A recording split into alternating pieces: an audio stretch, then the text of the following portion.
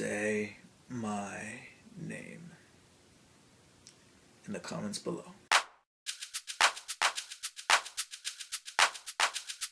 I just wore the glasses for that joke. I'm gonna have to take them off in order to avoid glare. Hey guys, David here. I figured that now that Breaking Bad has officially ended, I figured it would be appropriate for me to give my review of the complete series of Breaking Bad. Now, being that there's a probable chance that some of you guys have either not watched Breaking Bad at all, or you're watching it but you're catching up to it because you heard how good it is, so friends of yours recommended Breaking Bad to you, and now you're catching up to see what all the hullabaloo is about.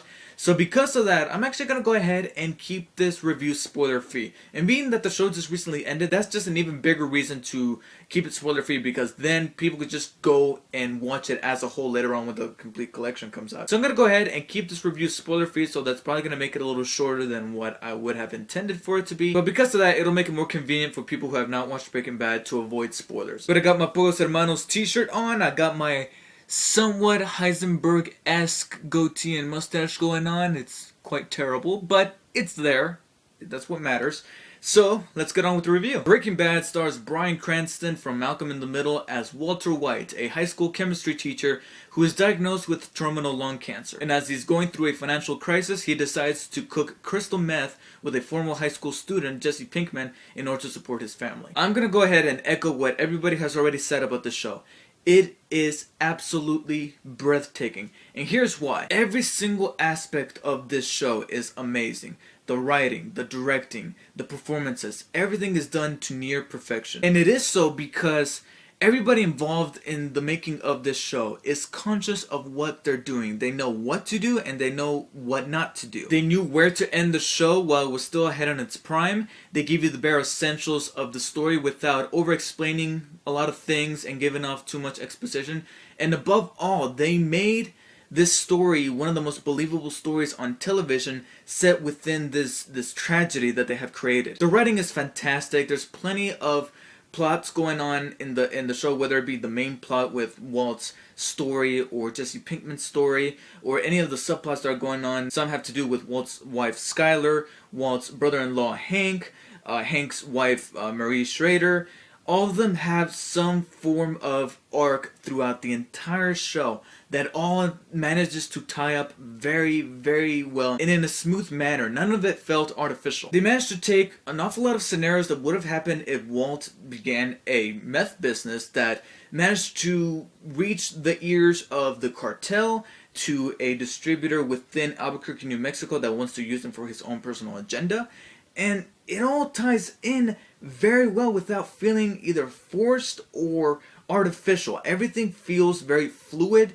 As the show goes on, more and more details get revealed that show that the writers know what they're doing, and they know not to drop anything. They know not to drop the ball on any of these plot devices, because if they do, then the whole thing falls apart. And it just takes masterful writing to be able to pull something as big as this off. And along with that, almost every character has either some form of development or story arc. Walt and Jesse, our main two protagonists, are the ones that transform the most from the pilot episode to the very last episode of the show. And the supporting cast also manages to go through some form of story arc, even when their characters don't necessarily change for the situation, because that would have felt a little hokey. So I love that they were still the same kind of character at the end. It's just that since they went through this dilemma, through this story arc from the beginning of the show to the end, they managed to grow as a character while still staying true to the person that they are inside. It doesn't feel like they just changed for the sake of the story or to suit a certain plot. And almost everybody's given some great dialogue, leading to what is probably going to be some of the more iconic lines we've ever heard on television. I am the one who knocks. Yo, bitch. That was my terrible impression. The directing is also great, from the creator of the show himself, Vince Gilligan, to Rian Johnson, who directed Looper, to Michelle MacLaren. I have trouble pronouncing her last name. MacLaren, I think that's her last name, who is one of the more regular directors among the series. They just do some masterful directing, from using an awful lot of symbolism to music to some really innovative camera work that really established that form of camera work to be some form of Breaking Bad trademark. Especially when they put the camera on an inanimate object and they move that object around to make us look like it's from that object's point of view. that is officially a Breaking Bad thing. So much so that they actually have been using it an awful lot in recent films. And needless to say, everybody in the cast is absolutely amazing. Bryan Cranston gives what is probably going to be the performance of his life as Walter White from the very beginning to the end. I mean, if you get recognized by Sir Anthony Hopkins, who deems your performance to be the best that he has seen ever, you've made it, my friend. And this only makes me wish that I could see him in more movies, because up until this point, he's been doing nothing but being, supporting roles in movies. Argo, Total Recall, he's going to be in the Godzilla movie, but I'm definitely looking forward to his first leading role in a movie, which is coming up. He's going to be playing a blacklisted screenwriter. I believe his last name was Trumbo, something like that. I'm going to have to look it up because I cannot remember. I remember seeing the news when it first came out. But I'm definitely looking forward to his performance in a lead role in a feature-length film. But his performance in Breaking Bad is just one of the more iconic performances we're ever going to see on television. And it's going to be sorely missed because of the show having ended. And only an actor like Bryan Cranston can make us feel both angry and at the same time sympathetic for a character that has done an awful lot of bad things as the show goes on. Because if you couldn't already tell, he goes, like Vince Gilligan has described, from Mr. Chips to Scarface.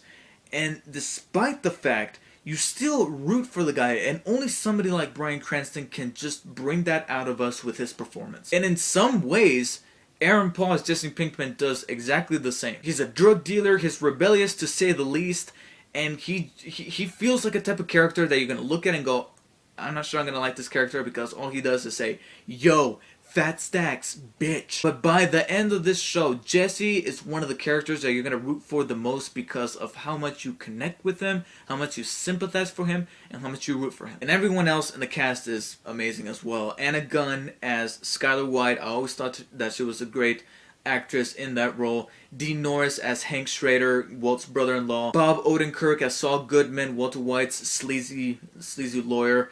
And he ended up being one of the more likable characters in the show for me, because initially you think to yourself, this character is going to be just a dirtbag, but as the show goes on, you realize that this guy has some form of code despite being a sleazy lawyer, and because of that code, he becomes the likable asshole. And I've come to realize that it's probably one of the more difficult things to write the likable asshole. Jonathan Banks as Mike Ehrmantraut, he ends up being one of the most badass characters on the show, and one of the more fan favorites among the people who follow this show. And his performance as Mike was just great. It was very cold and deadpan, but at the same time you can feel that there's emotion inside, while at the same time just being one of the coolest characters. Easily wins Best Grandpa of the Year award. Giancarlo Esposito as Gus Fring, the distributor that Walt associates himself with in order to distribute his product. He was just amazing. He was chilling. I'm going to go ahead and just leave it at that, because if I go into too much detail, then I'll give away what kind of character he is. And I don't want to do that for those of you who have not watched Breaking Bad at all. But let's just say that the guy is amazing. Initially, you think to yourself, at least I thought to myself, he's okay. But as the show went on through seasons 3 and 4, I thought to myself, this guy is just fantastic. And while on that note, there were an awful lot of other actors and actresses who started off as just okay in their performance as well as their characters. But by the end of the show, they ended up being some major highlights in terms of performance and in terms of character development. R.J. Mitte as Walter White Jr., Walter White's son, and Betsy Brandt as Marie Schrader, Hank's wife.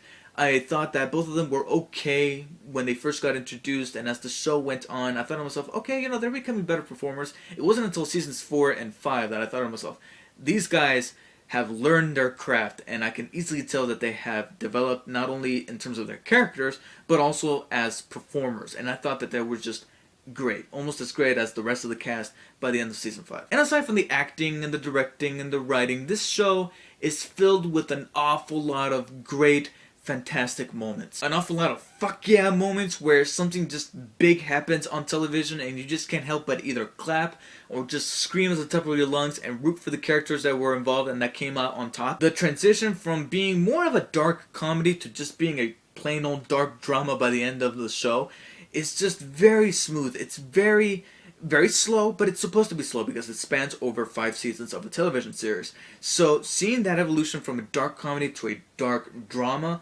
is just seamless, and I thought that the comedic side of this show is captured very well, filled with an awful lot of very subtle comedic moments, things that aren't set up for a joke, but because the line was written so well, it just makes you laugh. Whereas the darker elements of the series show up more in the latter half of the show, they are certainly dark. I mean, some really twisted, dark, very depressing things happen in the latter half of the series, and the reason for why they're dark is because by that time you have gotten to connect and attach yourself to these characters and through this to the story arcs that they're undergoing.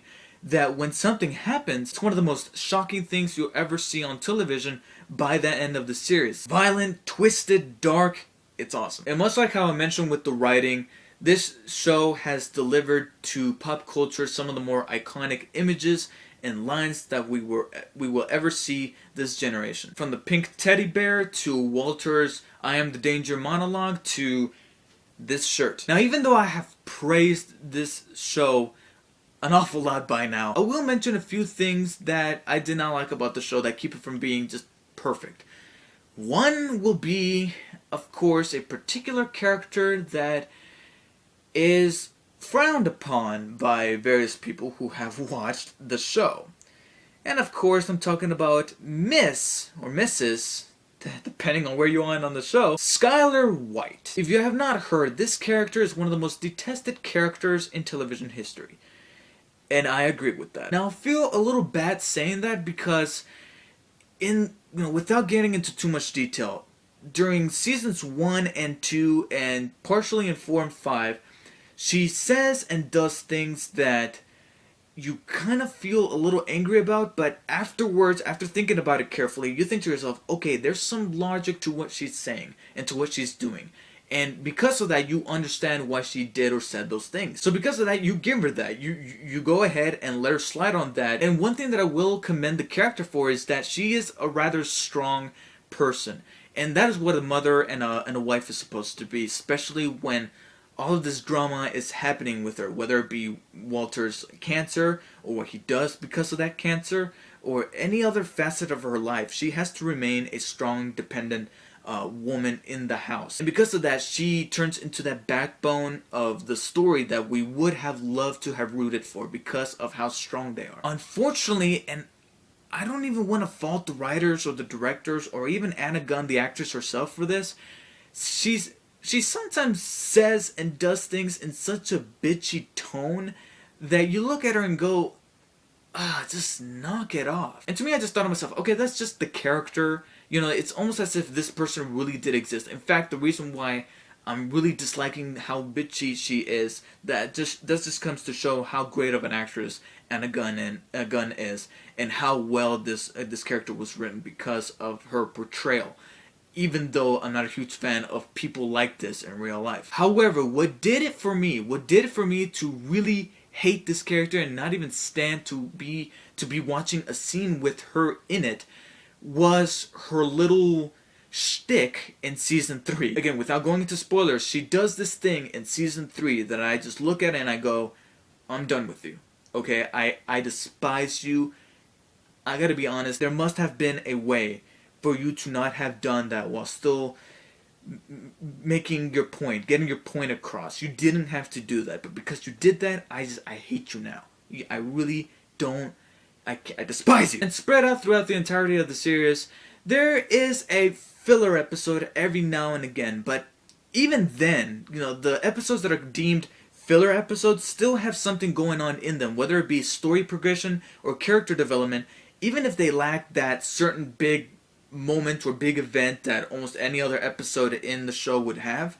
They still have something that is key to the story of Breaking Bad. And without that episode, we wouldn't be prepared for what happens in the next one. What I will say, though, is that if I had to choose one season out of the 5 seasons that managed to somehow attract not only the most filler episodes, but also have that thing that Skyler does that just made me despise that character and made me not want to even watch a scene that has her in it, I would probably go ahead and give that to season 3. I think universally every Breaking Bad fan can agree that I think season 3 is the weakest season, even though I still really liked it. It actually has one of my favorite episodes of the entire show, which is the Fly episode. Despite that, it does attract those things that made season 3 pack less punches than the other seasons, and because of that, if I were to choose, season 3 would probably be the weakest one. And if I were to point out just one other thing that I didn't necessarily like, would be that, again, without going into detail, there are moments in the show where Walt,